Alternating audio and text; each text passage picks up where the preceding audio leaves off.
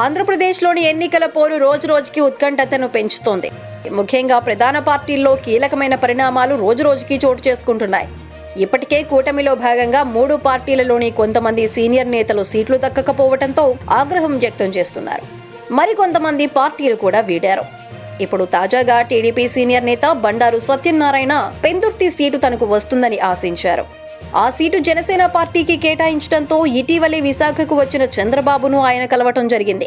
ఆ సమయంలో కొన్ని పరిణామాలు చోటు చేసుకున్నట్లుగా వార్తలు వినిపిస్తున్నాయి. టీడీపీ సీనియర్ నేత అయిన బండారు సత్యనారాయణకు సీటు రాకపోవటం పైన మనస్తాపానికి గురయ్యారు.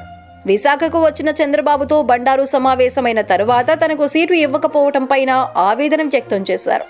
దీంతో చంద్రబాబు నచ్చజెప్పి బండారుకు మాడుగుల ఇచ్చే అంశంపైన చర్చ జరిగినప్పటికీ తాను మాత్రం మాడుగుల నుంచి పోటీ చేయననే విషయాన్ని తేల్చి చెప్పారట బండారు. పెందుర్తి సీటు మొదటి నుంచి టీడీపీకి కంచుకోటగా ఉందని, దీంతో ఆ సీటు ఏకపక్షంగా జనసేనకు కేటాయించడంతో ఆవేదన చెందుతున్నట్లుగా చంద్రబాబుతో బండారు సత్యనారాయణ తెలియజేశారు. అంతేకాకుండా చంద్రబాబు ఈ విషయంపైన ఫైర్ అవుతూ తాము తీసుకున్న నిర్ణయాన్ని ప్రశ్నించటం ఏంటి, ప్రచారంలో పాల్గొనకపోవడం ఏంటి అంటూ బండారు పైన ఆగ్రహాన్ని వ్యక్తం చేశారట బాబు. దీంతో వెంటనే బండారు మనస్తాపానికి గురై చంద్రబాబుకు నమస్కారం పెట్టి మరీ బస్సు నుంచి దిగి వెళ్లిపోయారట. ఈ రోజున తన మద్దతుదారులతో మాట్లాడి తదుపరి నిర్ణయం బండారు ఏం తీసుకుంటారు అనే విషయం ఇప్పుడు టీడీపీ నేతలను ఆందోళనకు గురి చేస్తోంది.